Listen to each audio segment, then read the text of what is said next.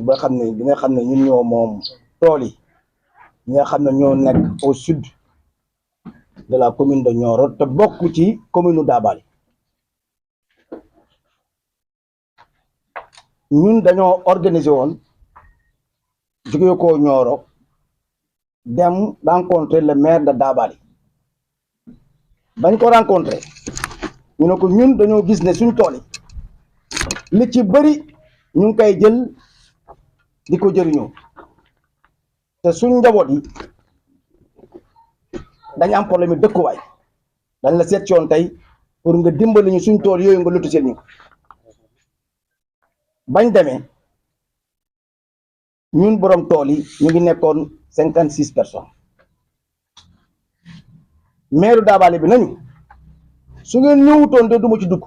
sama yoon nekkul ci tool problème yooyu parce que bëgguma dugg ci mbiri foncier mais comme ñëw ngeen da ngeen may yéen ngeen organiser wu ngeen wax ma nu ngeen xalaatee ak nu ngeen bëggee ñu organiser wu mu génn bàyyi ñu fa ñu créé benn collectif def fa benn bureau man nii ma jiite ko ñu ñëwaat ne ko def nañ waxtaan ne ñu ne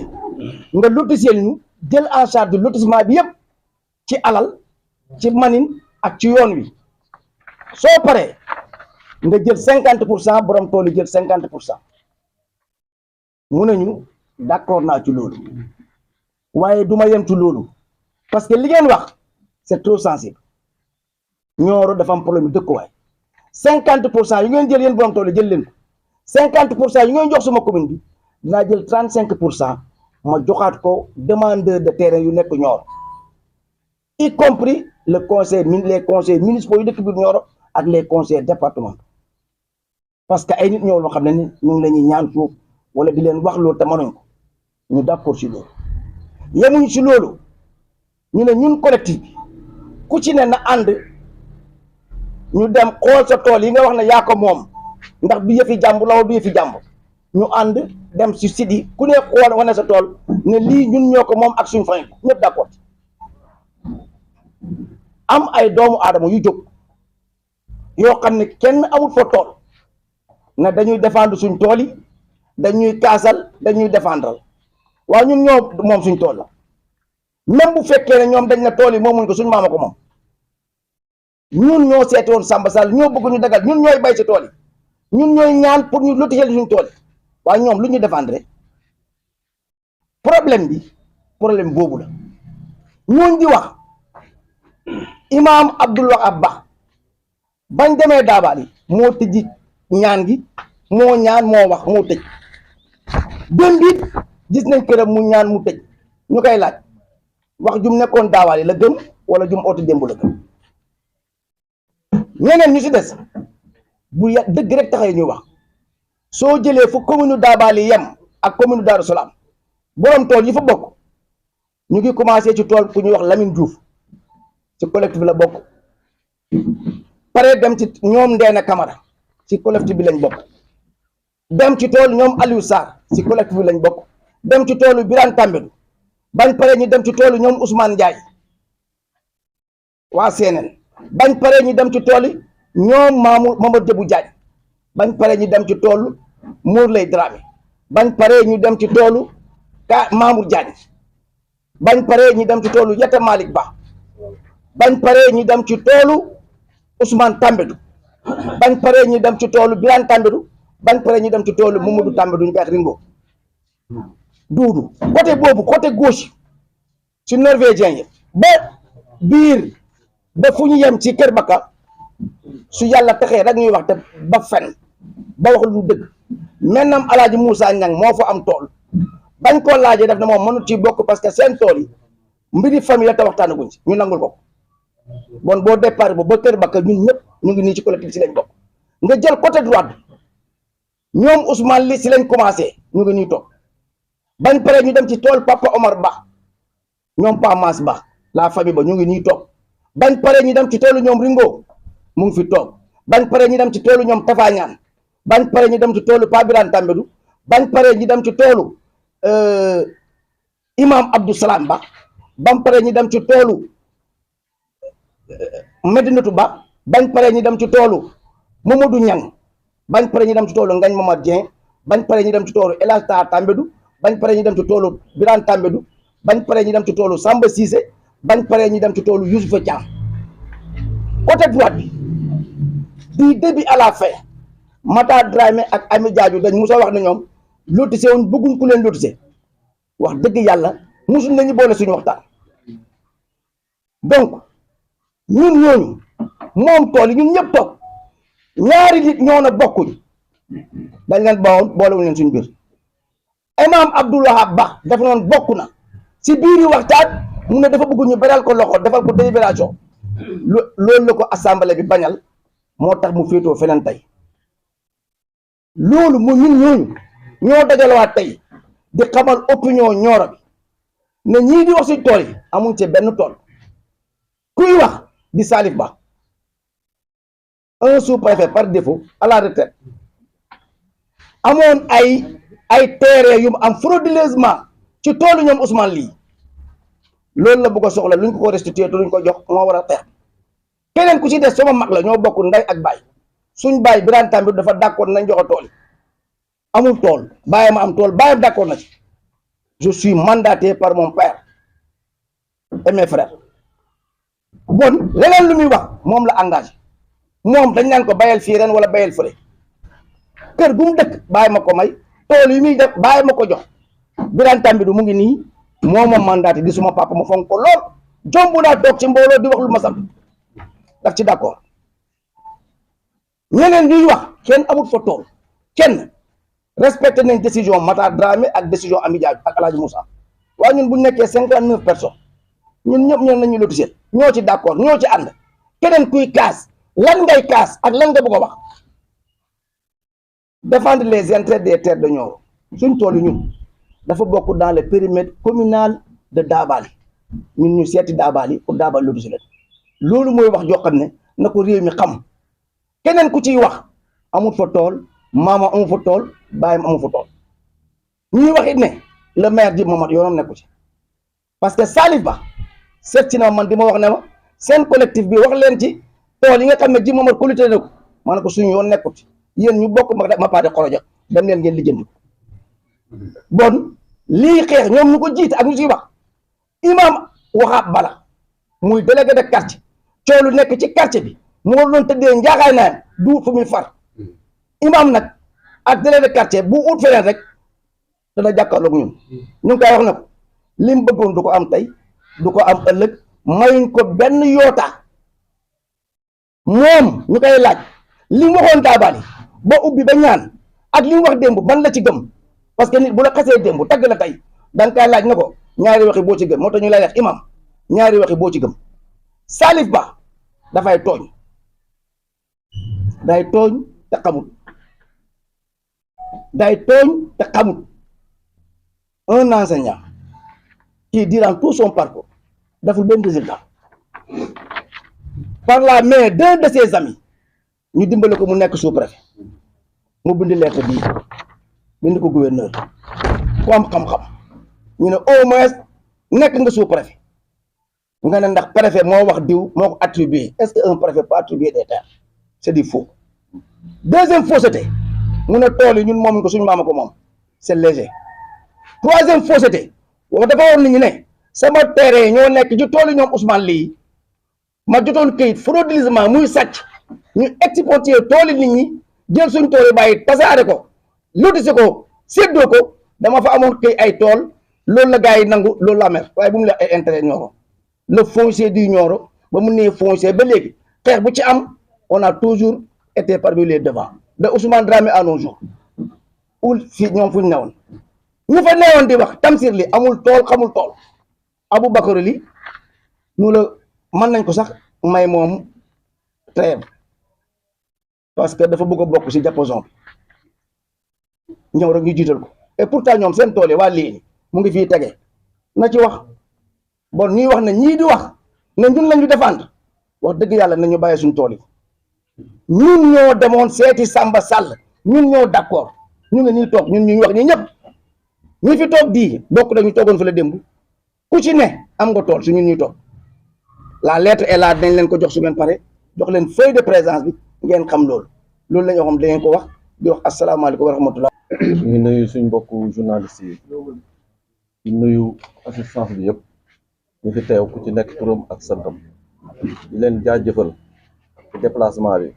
nekk nañ ci waxtu woo xam ne wi kenn amut jot loolu ñëpp xam nañ ko kenn amut jot temps boo sacrifié pour ñëw doxal ko fii teew ko fi assister ci réunion bii dañ la war a jaajëfal ñu li jaajëfal bu baax waa jaata nag daanaka li mu fi wax clôturé na lépp expliqué na ko détail yi dara kay ñun ñi nga xam ne ñoo bokk ci tool yi ñoo ñëw rek pour firndeel gën a dëggal tool yi duur ne dañ ñëw ne ñu forcé dañ koy lotisser commune de Dabali Samba Sall ñu ngi koy saluer de passage ku ñu war a gërëm la moo ko Moustapha Thiam bu Darou Salaam le maire de Darou Salaam ñu jar a gërëm lañ parce que Moustapha Thiam aussi dafa fekkoon tool yoo xam ne dafa litige maire Nioro lotissé woon ko joxe ko te valable ñu résilier loolu mu ñëw lotissé at ko ne képp koo xam ne fii maire Nioro lotissé woon na ko jox la ko dana la delloowaat terrain mu lotissé ko ku ca nekk amoon fa terrain mu delloo la terrain kooku defut pour boppam pour nit ñi lay doomu aadama yi ñoom lay dimbale loolu nag danañ ko ci gërëm Samba Sall borom tool yi ñoo ko seeti parce que li fi daan am lañ bañ muy am jël tool yi jàmbur lotissé ko yéen neen ngeen séddoo ko pàccoo ko def seeni bokk nit ñi toog borom tool yi toog di dem di jënd parcelle pour dëkk loolu lañ bëgg mu dëj parce que doo yor say tool ñu lotissé ko jël ko may ko doomi jàmbur yi lii ñu jël ba pare def ko seen moomeef yow mii borom tool bi sa njaboot yo nga toog ak sa njaboot kenn du ci mën a am benn parcelle man fay ay tool yi suma man fi ma dëkk dama ko jënd dama ko jënd ak suma xaalis dëkk fa waaw suma njaboot a ngi ñuy toog di ay mag ay kilifa lañ ñu ngi liggéey te dañ war a am kër dañ war a tabax kër bon nag suma tool yi du ma bàyyi ñu lotissé ko di ko pàccoo man ma toog suma njaboot di toog dañ jëf yi dañ ko war a teg ci yoon ku ci nekk la nga yeeyoo nga jot ko waaye bëgguñ ñuy la fi daan xam di fi am ba tey li fi daan am di continuer les mandats de continuer jeex na fii lay yem léegi kenn dootu ko nagu les gens sont assez majeurs maintenant li ñu moomal seen njaboot dañ koy sauvegarder jëriñ seen njaboot gi jëriñoo ko ñun buñ jeexalee suñ njaboot gi ñu ngi taxaw te ay mag lañ léegi ñu ngi liggéey yor ay fonction bon nag dañ war a am kër te ci fuñ ko mën a amee lu mooy suñ tool yi parce que jeexal ne Nioro dafa jeexal Nioro amatul lu muy daggal lu muy séddale Samba Sall moo ko moom booy xëccul da ngay xëccul li nga moom mais bul xëccul yëfi jàmbur lii Samba Sall moo ko moom c'est pour Dabali moo ko sañ a dagg moo ko sañ a joxe te ko daggul ko pour moom jël ñëw ne forcé dama koy dagg jël ko séddale ko nu ma neexee dafa ñëw saisir borom tool yi ne leen dañuy ñëw dagg ku ci nekk nga taxaw sa tool ñu dagg ko bu dee fanweeri parcelle nga jël fukki yeeg juróom yàgg sa njaboot fukki yeeg juróom ñu jël ko te waa Nioro yi dañ leen attribué 30% 80% Nioro yëpp jël ko loolu du suñu avantage moo gënoon ñu ñàkk ko nga dem doo ci am benn parcelle sa njaboot du ci am benn parcelle ñun loolu la ñu xëccul mais du contre Nioro ñi bañ lii mooy ñi bañ Nioro ñi bañ waa Nioro ñi bañ doomi Nioro yi cekki li fi daan am lañuy bañ lañ bugg mu dëñ képp ku ko fi xeex bu ko waa Nioro bu ko waa Nioro te dañ la war a farle waa Nioro yi jàppale leen amul benn illégalité bu ci am bu ci am fa ñu war a jaar dem nañ fa dem nañ impôt domaine dem nañ sous préfecture dem nañ préfet dem nañ gouverneur dem nañ fépp dem nañ ko te fu ñu dem buñ taxawee wax dañuy wax ne yéen a nekk ci dëgg parce que terre yooyu Nioro moomuñ ko c'est pas pour Nioro c'est pour la commune de Dabali bon nag Dabali la ñuy wax ñun waxuñu ñii bu ñuy wax dañuy perdre seen temps mais duñ am gain de cause ba àdduna tukki duñ ko am parce que fa ñuy xëccul moomuñ ko dangay xëccu foo moom wala nga xëccu sa alali maam seen maam moomut fa seen bàyyi moomut fa moo tax ñuy wax li ñuy wax di def ni ñuy def waaye ñun ñi nga xam ne ñoo fa am suñ maam yi moom suñ bàyyi moom fa ñun li ñuy def xam nañ ko. su ngeen sañoon ñu reprendre lotissement yi. waaw buñ sañoon régime yi day continuer dañ koy def mu continuer ñu clôturer lépp ku ci nekk lu ci waay yeewu ñu jox la ko waaw loolu lañ bëgg te loolu lañ bëgg mu am mooy wéy te loolu mooy am sax ne kenn du ñëw fii forcé ñu ne da koy jël du am parce que ki ko moom forcé wul ñu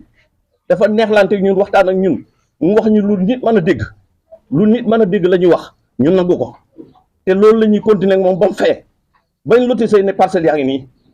waaw ñu leen maa leen di nuyu yéen ñëpp di leen laaj seen jàmm ak seen jàmm yaram di nuyu waa télé bi ak monsieur Wakilin Padiaté ñun ñëpp maa ngi leen di nuyu ak mbooloo mi fi nekk yëpp borom tool yi di leen xamal ne wax ji moom daanaka benn la rek Paa wax na ko du teye ñun ñi nga xam ne nii ñoo nekk ci suñuy tool te d'accord nangu dinañ ñëwaatal suñ bopp pour dëggal loolu ñun ñoo fi toog gis ne suñ toogee seetaan ci torox lañ jëm parce que li ko dalee depuis privé Elimane Souleymane Ba ba kër Bakka tool bu fi santul Tambédou li nga sant wala Njaay wala Ba ñu gis ne suñ genn wàll tool yi ñi suñ yoroon yëpp lotissé nañ ko guddi dañu amoon lampe torche du lotissé dem naa ba ci suma toolu baay ma taxaw gis nit nekk fa ma ne ko kan moo la jox fii mu ne ma diw moo la ko jaay te koo gan la ci dëkk bi sax moo ko jaay suma tool baay mi man mi keneen du benn yoon du ñaar yoon presque bu fekkee tool yi 3/4 la 2/4 yëpp joxe nañ ko te seeni borom yëguñ ko di gërëm Samba Sall ki nga xam ne ñun biñ jógee suñ xelaat pour mu wàlluñu te suñ alal bokk ci commune am ñoo sol suñuy dàll dem ba foofu ñu toog waxtaan ak moom na ko dañ bugg nga wàlluñu sinon ci torox lañ jëm parce que ñun suñ bàyyee suñ maame biñ fi nee dañ nangoon tàng ñemewoon nañ gor amuñu woon doole xaalis waaye amoon nañ doole gor ñu gor àll bi pour ñoom dee bàyyi fi seen bàyyi ñëw jur ñu ñun ñi yore ko ba léegi kon ñun amuñ benn alal bu mooy suuf comme que buñ ko defoon 3/4 2/4 yi jël nañ ko te ñun xamuñ ci yan condition lañ ko jëlee du ñuy tàggu di ñuy wax lañ dese te ci yow la bokk dañ bugg nga dimbale ñu lotiseel ñu ko parce que suñ kër yi dafa saturé am na ñoo xam ne ba léegi seen kër maam lañ ne ak seen doom yi ak seen jabar yi seen kër maam waxuma seen kër baay di seen kër maam te loolu yëpp li ñu ko teg ñàkk ku ñu jàppale parce que amoon nañ fuñ dëkk waaye dañ koo siif ci ñun bañ ko waxee mu ne man Samba Sall xale laa lii ngeen dugg su ngeen ci dugguloon du ma leen ko mas a wax parce que coowal suuf bugguma ko te yéen a moom seen suuf léegi da ngeen di organiser wu ngeen toog waxtaan ba xam ni ngeen ko buggee ma defal leen ko bañ na ko ba dafa génne waa daabali yëpp saal ba ñun waa Nioro ñoo fa desoon defar suñ benn bureau d'accord ci 50% ñi génn wax ko ba mu ñëwaatee ñu wax ko mu ne d'accord en même temps 50% yi sax buñ ko jotee gis na ne Nioro amatul dëkkuwaay moom 50% mi dana jël 35% encore jox ko waa Nioro kon moom 15 la ciy am lam waxoon dëggal na ko parce que ñun suñ tool maam yi nekk fii dañoo xëy dem pour lotisser ko fekk sapeur yi ne jox délivré nañ leen àll boobu yépp te ñun yëguñ ko ñun borom tool yi mu métti lool mais moo ko réglé ni mu ko réglé mooy 50% ba mu fa am la jël féete la sapeur yi jox ñu ñun suñu wàll kon mën nañoo wax ne Samba Sall nit ku baax la te li muy def ñun ñoo ko ci dugal kon nag léegi ñun suñ toogee dégg ñoo xam ne nii seen baay amul fa tool seen maam amul fa tool seen nijaay amul fa tool ñu ñëw na dañuy dévance dañuy taxaw intérêt Nioro pour casse tool yooyu waa Nioro jël ko kon ñun du intérêt Nioro moo leen yóbbu intérêt personnel moo leen fa yóbbu parce que koo ci dégg mi wax rek jënd na alal jàmbur te lewu ko mu yaakaar ne bu coow li jógee mu perte mooy coow li Jim Mamar deful dara waxul dara di nga ñuy wax ñu jënd alali jàmbur ci sàcc bugg ko lewal ci sàcc mu feeñ ñoo mën a tëdd il faut ñu wax kooku intérêt moo ko tax a jóg du intérêt Nioro waa Nioro ci boppam ñu may dégg kooku la muy def intérêt la du intérêt Nioro fii li fi xewoon moo jeex maa fi jiite sa baay bam de maa jiite sa maam bam dee jiite sa baay bam dee yow maa lay jiite bam dee loolu jeex na fi jël sa alal jeex na Nioro gis nga lii bu taxutoon ak problème mu mairie Nioro feneen ak feneen a ci yem mairie Nioro bu fekkoon moo ko yore di ko defit suñ bakkan bi lañ ciy teg suñ tool yi kenn dootu ko laal rawatinaa nag ba mu nekkul commune Nioro kon ku dëkk fii Nioro amoo fi tool sa baay amul fi tool sa maa amul fi tool sa nijaay amul fi tool nga taxaw di kaas pour tool buggoo jàmm alalu jàmbur soo ci bañee kasaara yaa quelque chose alalu jàmbur soo ci bañee kasaara rek am na lu tax parce que yow munuma fekk yow mukk ngay xeex ci alalu jàmbur te soo paree amoo ci benn intérêt manta ne wala ngay xeex ñi ne suma alal la tey tool yi tey balaa ngay xam ne ñun ñooy borom état ñëwoon tey ne tool yi nañ ko jaay ñun dañuy bañ ñun ñu ko moom ña ko nangu ñaay nangu ñoo fa amul dara waaye ña fa seen baay am duñ nangu kon ñu jàpp ne lii ñu nekk ay yëfu ngelaw la am na benn kilifa nag fekk na ci daabaali ba mu ñëwee moom ñu na ànd bañ toogee moo tijji ñaan nga génne ay kayitam teg ne moom alali boppam carrément la soxla ñu délivrer ko moom kenn Samba Sall tontu ko na ko yow buñ la délivrer Ousmane Tambédou délivrer Pa Diatta délivrer keneen kon lu ñu lotissé mu jógaat roñ bagage mi ne damay dem ngénte xaama ci yët dëkk bi nu tuddati Ndiba Ndiaye kon xam nga ne kooku intérêt moo ko taxoon jóg ma ëlbati ko waat ci kii jumaa bi fii aussi kii bi xewam fi nii jaar jumaa bi ma dégg ñu ne jël nañ suuf si ba ci rondali kon ci ñu ko jël ci la bokkoon xanaa parce que moom lam doon xëccul su ko amoon jël na lu moomu parce que lam doon jéem a délivrer lu sax du moom kenn moo ko moom am na ñu ko bokkal ci ñam ko bokkaloon ña nga toogoon ci daabaali di dégg paa bi ñuy wax mais respect lañ ko jox ba nanguñ ko tontu foofu kon xam nga lan la lii ay waxu ngelaw la di nga suñ tool yi suñ bakkan bi lañ ci teg dem nañ Kaolack dem nañ comme ni kii waaye impôt domaine dem nañ fa dem nañ ci gouverneur dem nañ sous préfecture dem nañ ci préfet te fuñ ci toog bu ñu waxee ba pare dañ naan non foofu ci daabaali la bokk waaw nit ki nag bu fekkee yow la ngay xëccul ci commune bala koy jox ci la bokk en plus yow borom alal bi yaa bëgg ñu jox la ko waaye mais kooku problème amatut ci ku ci du bëgg problème da nga cee amut yëfi bu ne ku ne neexu rek da nga ci bokkut wala woowuñ la ci loolu la rek. Daabaali amagul autorisation de lotir bu jógee si ministre de l'urbanisme léegi loolu est-ce que teelul. c'est un projet de lotissement. am na projet bi su ko amutoon du ko commencé yaa ngi dégg parce que problème bi mooy mboolem ku ñëw ci démb bi di wax sa baay amul fa tool sa maam amul fa tool sa nijaay amul fa tool tool yi ñun ñooy borom suñ dégg naa nag ku ne tool yi ñoom moomuñ ko seen maama ko moom ah oui wax na dëgg parce que ñun suñ maam jurul ñu fii loolu la wax daf ñu saaga ku sa maam jur kay yaa moom sa alalu maam mais ku toog ne lii diw moomut ko maamam moo ko moom danga ko saaga loolu saaga la mais nag am na lu des moom am na loo xam ne mu ngi ko bokk ak ay nit te kenn nan ko aki moo clôturé ko na wax ci loolu. di nuyu presse bi nga xam ne aussi ñooñu wuy si man maa ngi tudd Ousmane Ly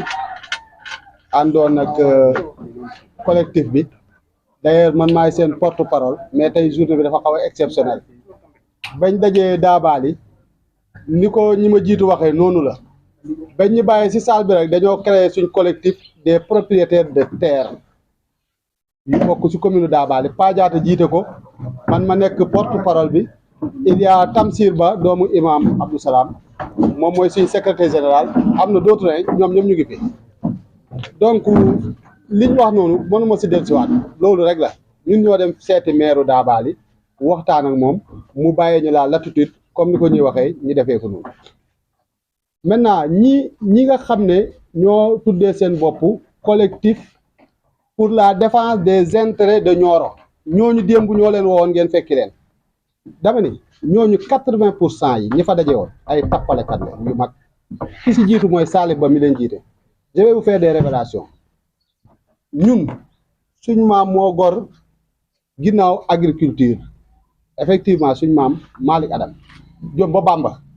li yéen gi am ñu jëlee nii am ñu jëlee nii en 2000 d'abord ñoom dañuy xeex pour les intérêts de Nioro mais dans la légalité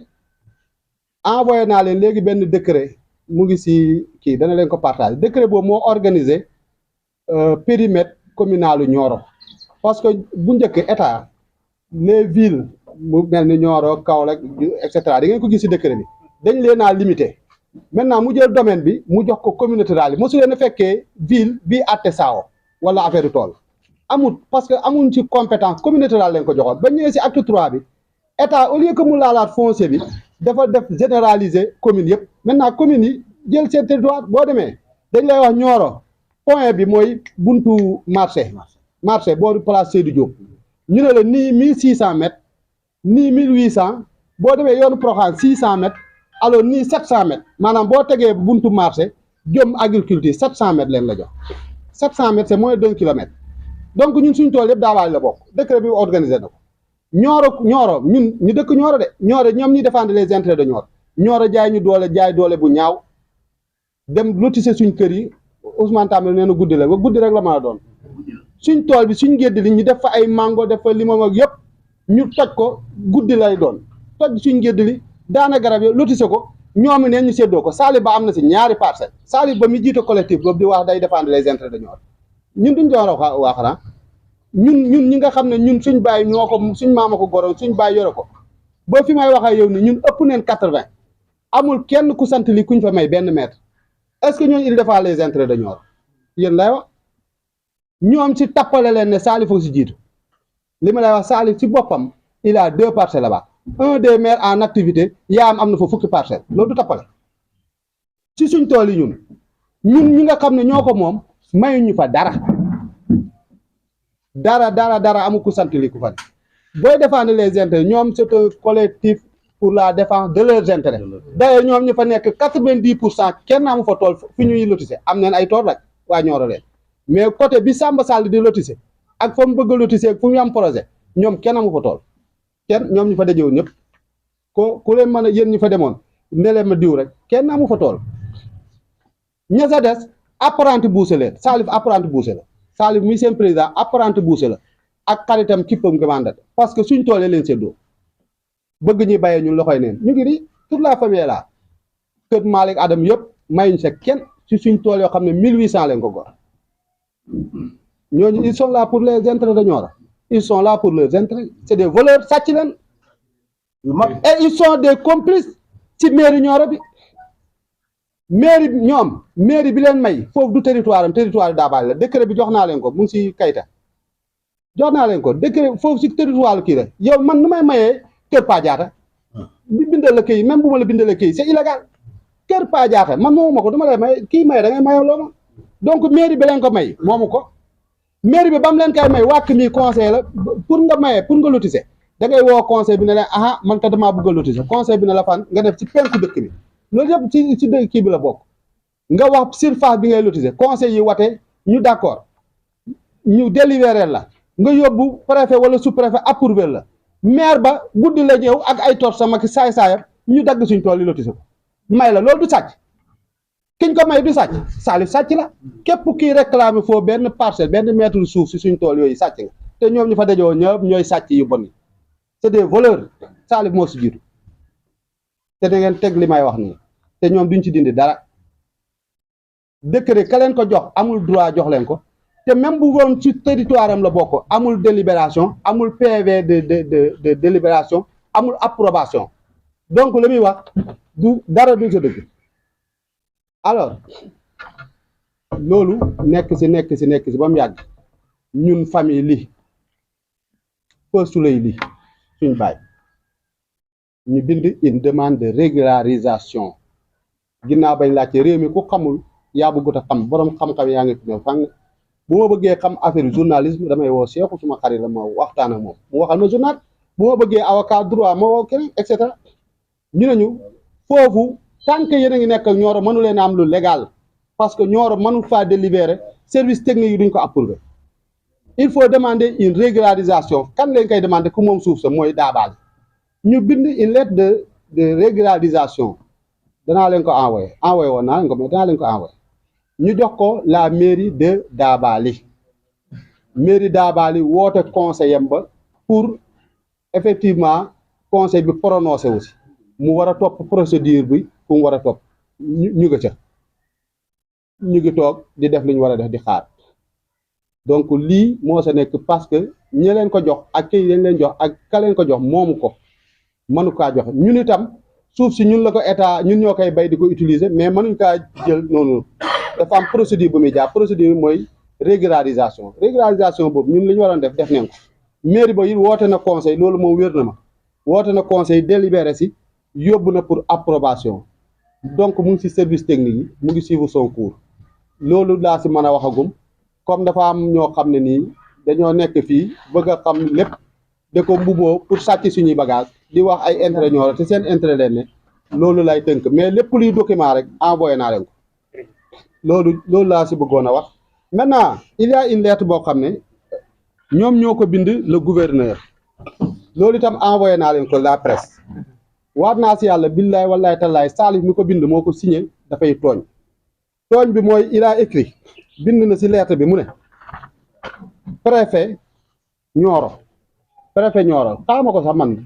man préfecture yooyu du suma affaire waaye xam naa ni wàkk mi muy wàkk soriwul si affaire suuf si te sax naturellement wàkk moom moo mos di jox te commune Daaru Salaam si affaire lotissement parce que pour moom war ñu jógee fa la ñëw ba Nioro di ko lotisser mais loolu itam peut-être génn ci combat boobu non génn si mais réalité day am c'est-à-dire boo ko fi bàyyee nit ñi ñu ngi bëgg a dëkk di fàq di dëkk te mënuñuy am këyit parce que même Nioro bu demandé ñoom sax seen conférence de presse bi wax nañ ko ils ont dit que na mairie Dabali demander autorisation de lotir ça veut dire que lu tax waxuñu jëm mooma dama demander autorisation de lotir ñoom seen conférence de presse bi démb loolu leen wax de fait il reconnaît que ni Dabali moom suuf si te bu ko bàyyee nit ñi dañuy dëkk foofu duñu am këyit duñ mën a am yenn infrastructure yi donc ils sont obligés ki nga xam ne moom bu demee demande ñu jox ko mais kooku mooy demandé donc lettre bi man maa ko signé ak sumay rek Souley ak Malick préfet bindaluñ ñu benn këyit déposé wuñ ko fa mairie Dabali lañ ko déposé Salif rek si lettre bi li mu bind mu ne en effet bi jël leen bu baax de dama lay wax en effet toujours dans le cadre dama ko dagg noonu bon nee na si nous prenons les motivations de monsieur le maire de Dabali que nous partageons pas du reste par contre celle du préfet pose véritablement problème et suscite beaucoup de suspicion d'indignation et de colère monsieur le préfet du département de Nioro mu ne préfet Nioro bi est devenu tristement célèbre dafa siiw si gàcce ndax acte yu muy posé mu ne en effet toujours dans le cadre de ce lotissement boobu muy wax mooy suñ tool yi en connivence avec le maire de Dabali il s'est permis de prendre un acte en faveur de l'ancien parlementaire El Hadj Wakili mu ne préfet bindal na benn këyit député ba woon Wakili lequel acte annule du coup un lotissement de la commune de Nioro Dip mu ne acte boobu préfet bind dafay annuler lotissement bu tappale bi Nioro defoon ci suñ tool yi te may ko si moom ak i bokkam am na ku si am fukki parcelle mu ne préfet acte boobu mu jox wàkk day annuler loolu maintenant mu ne lotissement qui date en 2005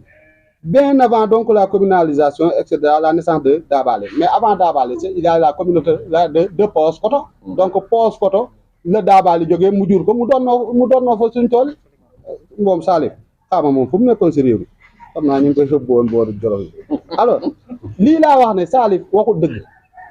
préfet Nioro billaay wallaay talaay bindaluñ ñu benn këyit mosuma dégg itam mu wax si wàkk yorul benn këyit bu jógee ko si préfet wala mu def démarche wàkk d'ailleurs mosta wax ak Samba Sall si mbiru suuf si man maa doon dox may wax donc lii la bind ma ne ko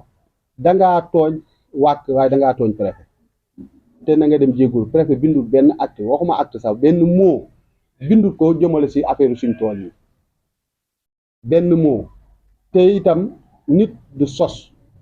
te nit mën naa juum la boo juumee rek da ngay am grandeur nga dem nga jéggulu préfet këram soriwut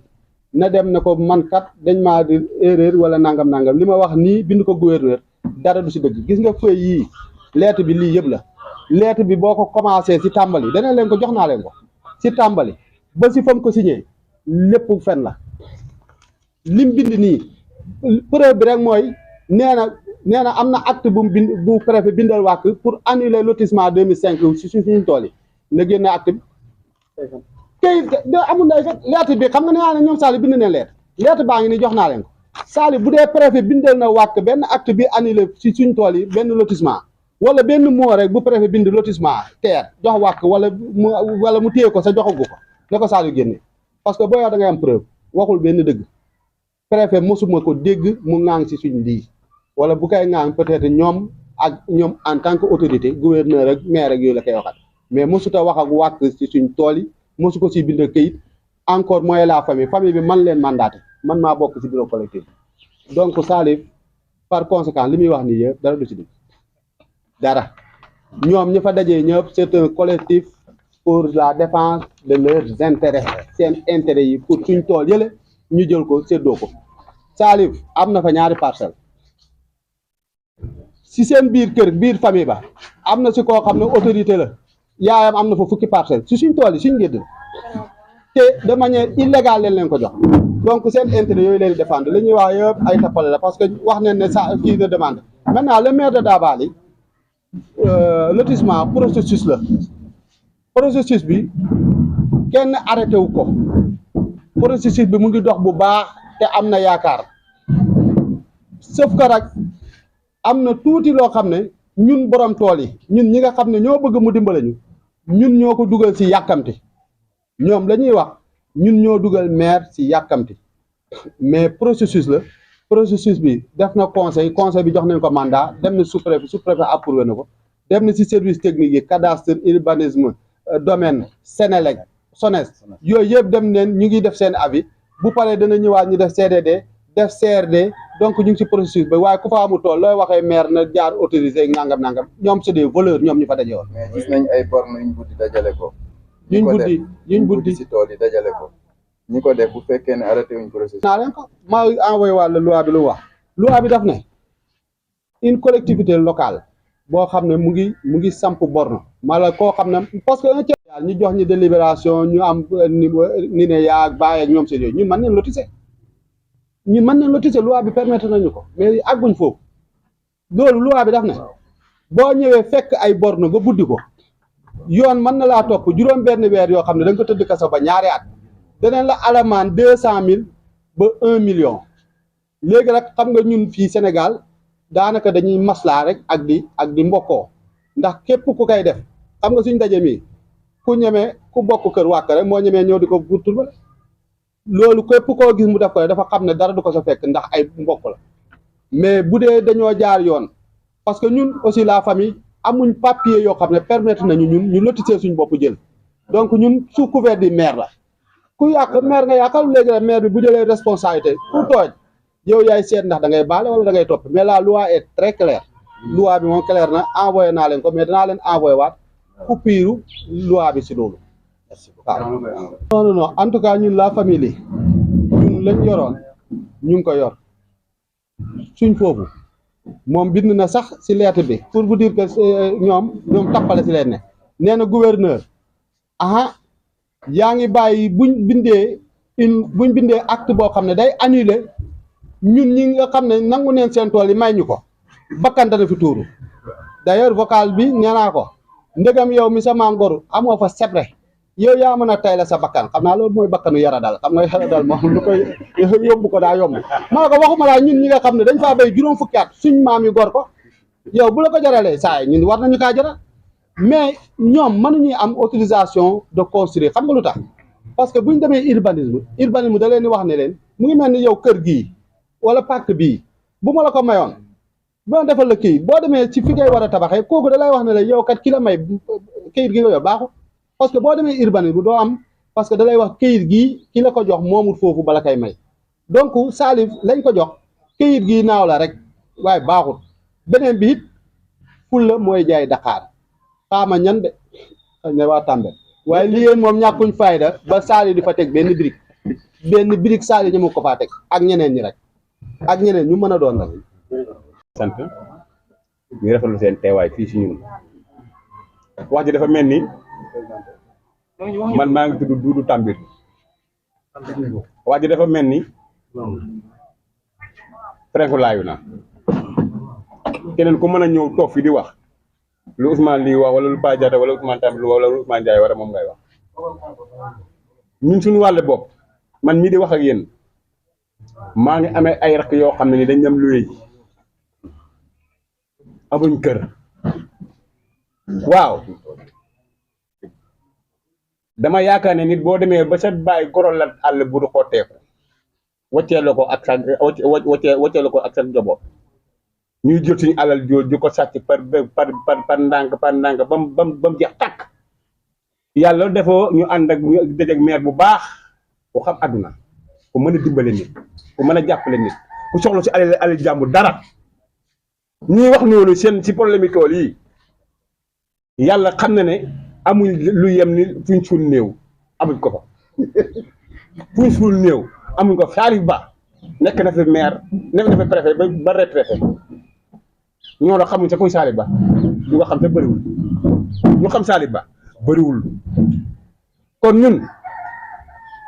amul lenn loo xam ne dañ ko reculer lu yem ni bën a pusa ci suñ tool yi suñ bakkan bi leen ci teg waaye ana lu nit mënee dem di maye këri jàmbur wala ngay def ci kër ak jàmbur dafa sàcc ay loolu fu mu am tool na suñ tool suñuy maam ñoo ñu ko gorol sàcc nañ ko ba mu dese loo xam ne ni kenn xamul lan la kenn xamul lu muy nuru Samba Sall rek moo gaa walluñu ci anam yi rafet kon wax jaa ngi noonu ñu ngi gërëm ñu ngi sant wasalaam. El Hadj Wakili, ancien parlementaire, comme l'a dit l'ancien sous-préfet. Chers concitoyens, le collectif des propriétaires de champs situés hors du territoire de Nioro commune a organisé cette conférence de presse pour informer plus amplement les Niorois sur le bien fondé de leur démarche et initiative avec la commune de Dabali. D'emblée, le collectif précise que la commune de Dabali n'a jamais été demandeur. Ce sont les propriétaires de champs situés dans la commune de Dabali, administrativement et territorialement, qui ont demandé à rencontrer le maire de Dabali, Samba Sall. Voir feuille de présence. La feuille de présence est ici. Chemin faisant, le 23 avril 2025, le collectif a adressé une lettre d'information au sous-préfet de Paoskoto chargé de l'approbation pour l'informer de l'initiative des propriétaires de champs. Voilà lettre d'information. Lettre d'information. Mais pourquoi avons-nous pris contact avec la commune de Dabali? Une lettre numéro 53 du 8 juin 2018. La lettre est là. Elle est du préfet du département de Nioro. La lettre du préfet. Du 8 juin 2018. Le préfet nous a adressé une lettre en tant qu'adjoint au maire pour nous dire que le périmètre communal s'arrête au niveau de la préfecture. La lettre est là. Il dit bien les limites de la commune de Nioro avancées dans le journal officiel Paris le 6 juin 1960. Donc, là, le périmètre communal, nous savons là où ça s'arrête. Donc, les champs, l'objet de cette affaire, ne sont pas partis du territoire communal de Nioro. Voilà pourquoi, à partir de cette lettre du préfet de Nioro, nous sommes allés voir le maire de Dabali. Par conséquent, seule la commune de Dabali pouvait instruire notre requête de lotissement. Je précise que si on avait les moyens, nous, propriétaires de champs, tous les moyens financiers, si on l'avait, on pouvait nous-mêmes introduire la même requête. Mais il aura fallu aussi que la commune de Dabali puisse donner son avis favorable. Mais on a demandé à Dabali de supporter les frais. C'est pourquoi on parle de 50-50%. Ensuite, contrairement à ce que disent certains soi-disant, sachant, les propriétaires de champs sont habilités à demander un lotissement, voire s'ils ont des moyens et des capacités à les mener. Article 43 du Code de l'urbanisme. Voilà le Code de l'urbanisme que nous avons voté en 2008. Alors qu'en 2008, j'étais à l'Assemblée nationale. Donc je connais très bien la procédure concernant les lotissements. les propriétaires de champs peuvent effectivement demander que leur champ soit lotissé. S'ils ont les moyens, ils peuvent mener leur propre démarche. Article 43 du Code de l'urbanisme du 22 juillet 2008 et article R 149, R 150 dans sa partie réglementaire. La demande de lotir est signée par le propriétaire. Le propriétaire, ce sont les propriétaires de champs. Ceci pour vous dire que certains, les fonctions qu'ils ont occupées ne leur ont servi à rien, sinon la haine en bandoulière. Nous sommes bien fondés à demander un lotissement. Pourquoi certains s'agitent? En effet, certains s'agitent car ils détiennent à travers eux des papiers chiffons qui leur octroient des autorisations illégales d'occuper sur les champs d'autrui. Et certains parmi eux se sont rapprochés de nous pour nous en parler, mais on les a éconduits. Ces messieurs, intérêts de Nioro, ou du moins certains d'entre eux, ne s'activent aucunement pour Nioro, mais pour leur intérêt personnel. Dans tous les cas, nous trouverons sur leur chemin. La mafia foncière ne passera pas sur nos champs. Comment des gens qui ont des maisons super grands et standing dans la ville de Nioro peuvent-ils penser récupérer par la fraude les champs d'autrui sous prétexte de parcelles attribuées en 2005? Les attributions de 2005, venons-en. Qu'est-ce qui s'est passé? En 2005, j'étais conseiller municipal à la mairie. Imaginez-vous qu'en tant que conseiller municipal, qu'on puisse délibérer pour le lotissement de nos champs et que je ne sois pas informé. Cela est impossible. Ces défenseurs des intérêts de Nioro, entre guillemets, ont pour la plupart bénéficiaires d'attestations d'occupés illégales sur les champs de culture. Ils disent que Samba Sall n'a pas d'autorisation de lotir du ministre de l'Urbanisme. Soit, mais eux, ils sortent l'autorisation de lotir de la mairie de Nioro relative à ces attributions de 2005. Samba Sall n'en a pas. Eux, ils en ont. Ils n'ont qu'à sortir les autorisations de lotir de 2005. Autant où Modou Mbaye était maire. Ils n'ont qu'à sortir. J'ai fait 7 ans à la mairie comme adjoint au maire de Nioro. J'en ai cherché. Je n'ai pas vu une seule autorisation dans les chercheurs de la mairie pour lotir en 2005 ces champs concernés. Il n'y en a pas. Autre problème à soulever. Comment des gens attributaires de parcelles pour habitation depuis 2005 peuvent-ils rester 20 ans sans une once de peine sur cet espace? On vous a attribué.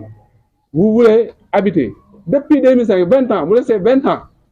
Il n'y a même pas une brique.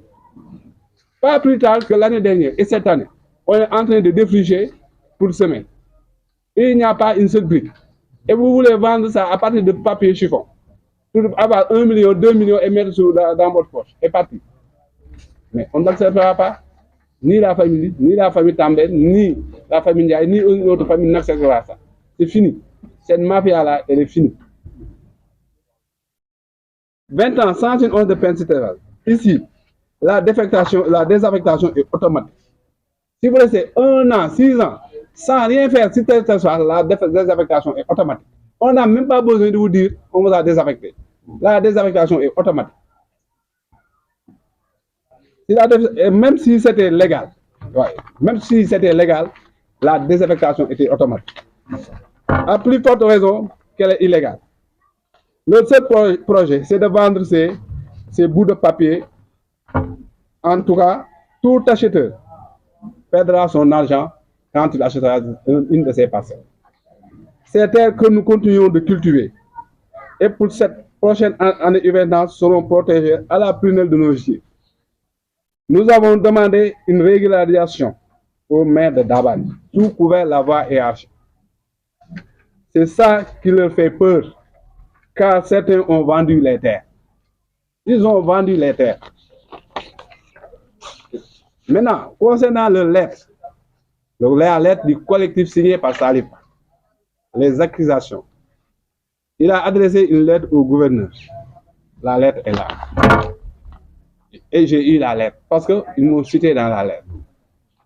Ce ne sont que des mensonges. Si le collectif des intérêts de Nioro, entre guillemets, endosse la lettre, ce sont tous des menteurs. Si c'est le signataire seul, il a menti et il a trahi le collectif. Si il l'a fait de son propre gré au nom du collectif, sans avertir le collectif, il a menti. Il a trahi le collectif. S'ils l'ont fait ensemble, ils ont menti. L'un dans l'autre, je me réserve le droit, dans les prochaines heures, d'ester en justice. Dans les prochaines heures, Inch'Allah. Je demanderai à la justice que M. Ba puisse publier l'acte où mon nom y figure, signé par le préfet de Nioro. Je vais demander à la justice qu'il apporte les preuves de cette accusation. Si l'acte est disponible, je veux qu'on me donne le mien, parce que j'en ai le droit. Ce sont les terres de mes grands-pères. Si je demande et qu'on me donne, c'est tout à fait normal. Mais je n'ai pas encore demandé, je n'ai jamais demandé, parce que ça ne m'intéresse pas. 3. À défaut, que mon nom soit lavé, y compris devant la justice. De toute façon, ce problème d'acte signé par le préfet sera vidé devant la justice. Inch'Allah. Je n'ai jamais saisi le préfet sur quelque motif que ce soit à propos du foncier. D'autant plus qu'il n'est même pas compétent. Le préfet n'est pas compétent pour ces délibérations. Parce que c'est hors du périmètre communal de Nioro. Si lui, ni le sous-préfet, toute personne qui affirme que j'ai un acte est un menteur, grand standing. Il y a, en fait, par rapport à ça, il y a les décrets 2020, 1773 du 16 septembre 2020 et le décret 2022, 2307 du 30 décembre 2022, qui autorise les propriétaires de terres à demander. Maintenant, il autorise même les familles. Maintenant, le décret est là, c'est le décret signé par Macky Sall, c'est le décret 2020-1773. À partir de 0 à 10 hectares, moins de 10 hectares, il faut demander au sous-préfet une délibération. C'est le sous-préfet, enfin le maire, après avis du conseil municipal, le préfet peut approuver. Si c'est plus de 10 hectares, ce n'est pas le sous-préfet, mais c'est le préfet. Si maintenant c'est plus de 50 hectares, c'est le gouverneur.